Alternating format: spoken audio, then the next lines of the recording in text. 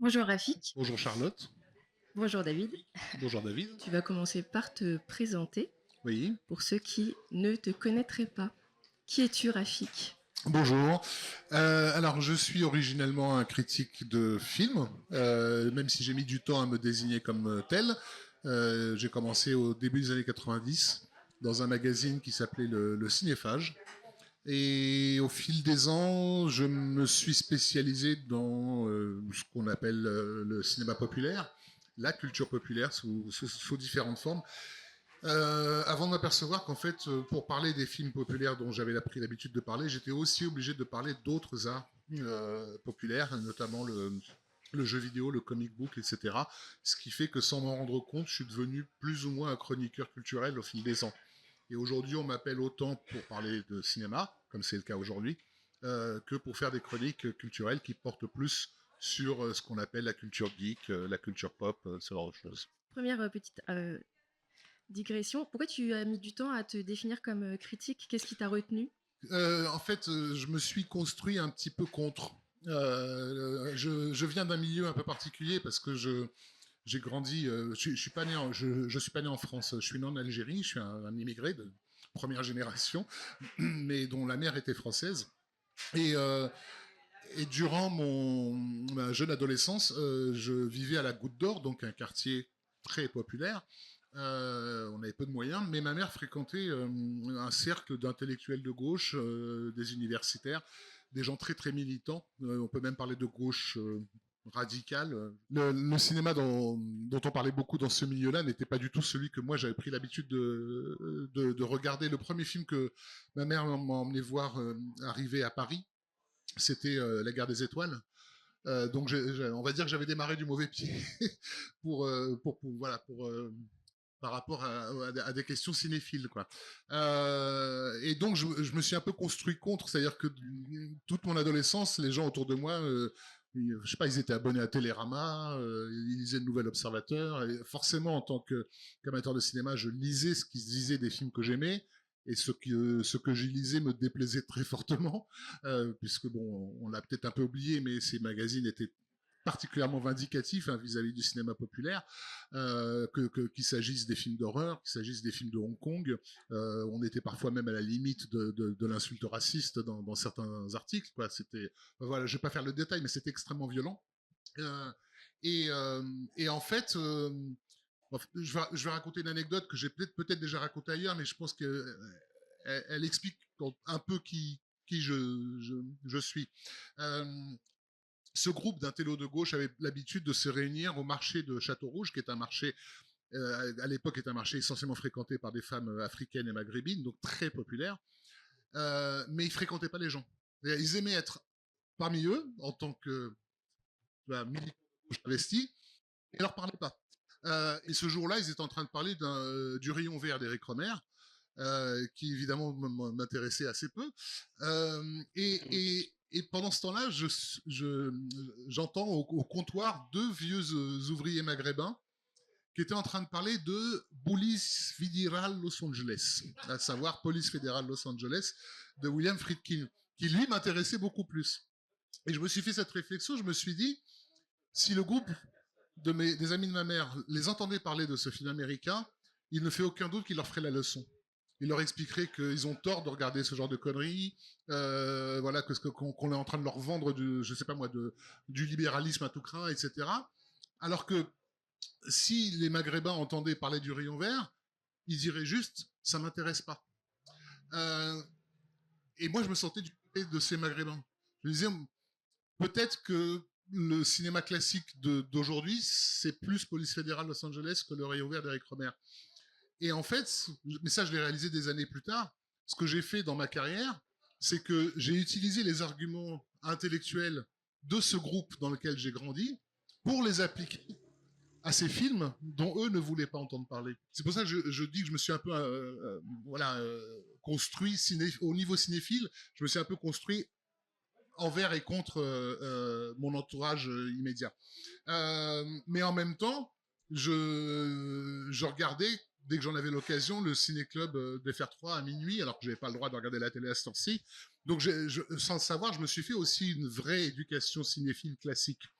Et les films qui étaient présentés à ce ciné-club, pour moi, c'était la même chose que les films que j'allais voir en salle.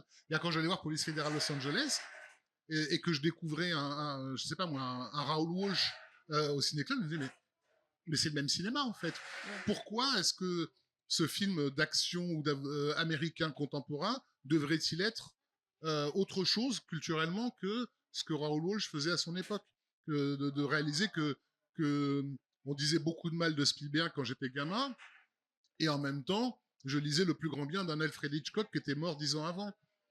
Mais pourquoi ne pas considérer que Spielberg est le Hitchcock de notre époque, tu vois, donc je me suis vraiment construit comme ça. Et comme le terme critique de film était un terme qui était déjà très valorisé à l'époque, voire très snob, en fait, je m'en défendais.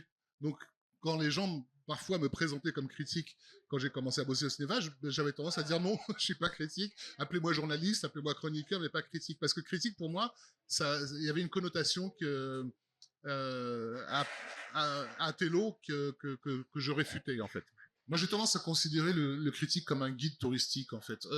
C'est-à-dire que j'ai jamais supporté l'idée de distribuer les bons points ou de dire aux gens c'est ça qu'il faut aimer plutôt qu'autre chose.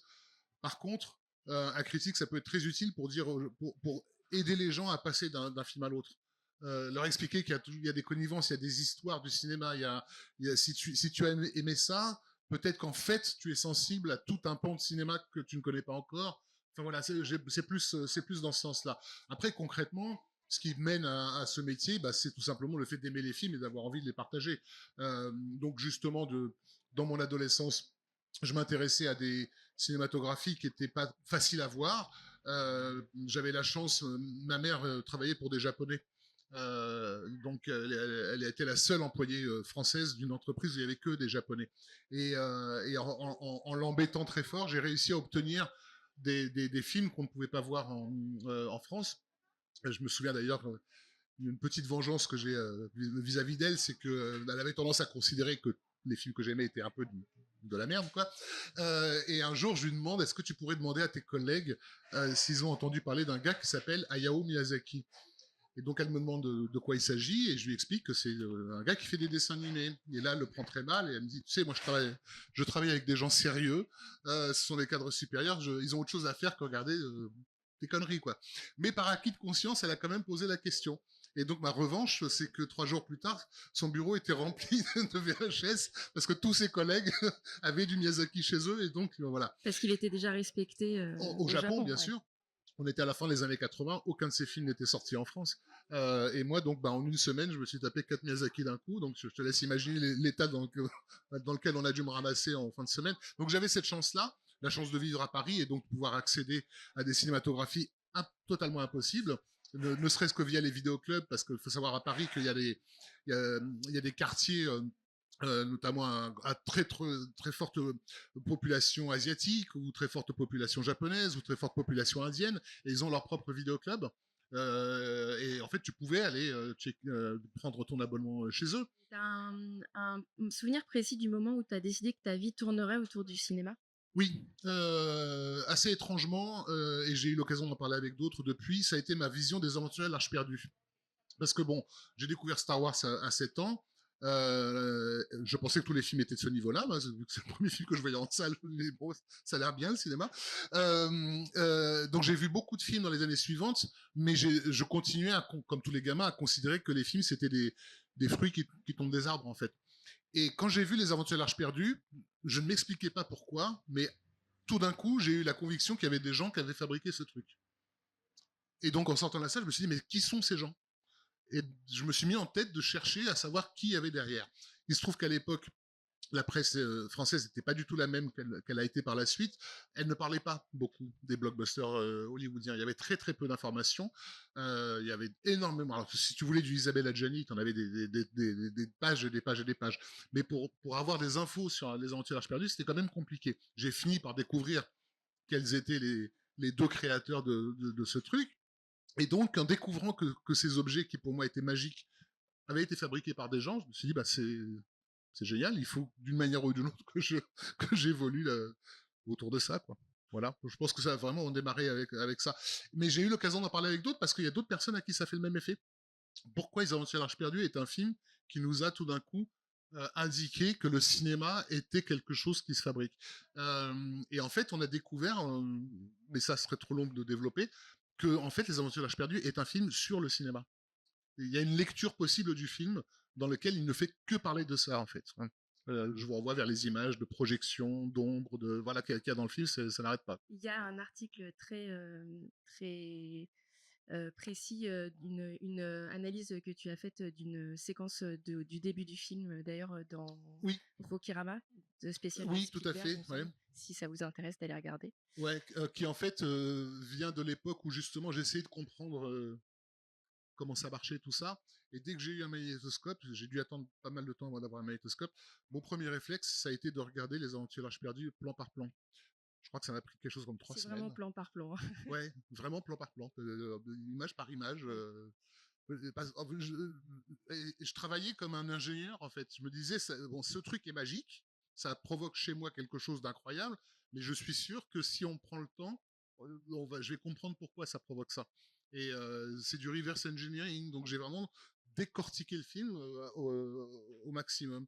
Et quand Rokirama m'a demandé, en fait, j'ai juste eu d'une certaine manière à faire de ça de mémoire parce qu'à l'époque j'avais remarqué sur la scène que j'ai analysée quand en fait une scène de dialogue entre Marion et Indiana Jones qui se passe dans une taverne et en fait il y a un jeu incroyable autour de la fumée et du chaud et du froid sur toute la scène et j'avais découvert ça justement en décortiquant je sais pas je devais avoir 14 ans à l'époque comme ça et puis avec rien à faire de sa journée d'autre que d'appuyer sur le bouton pause.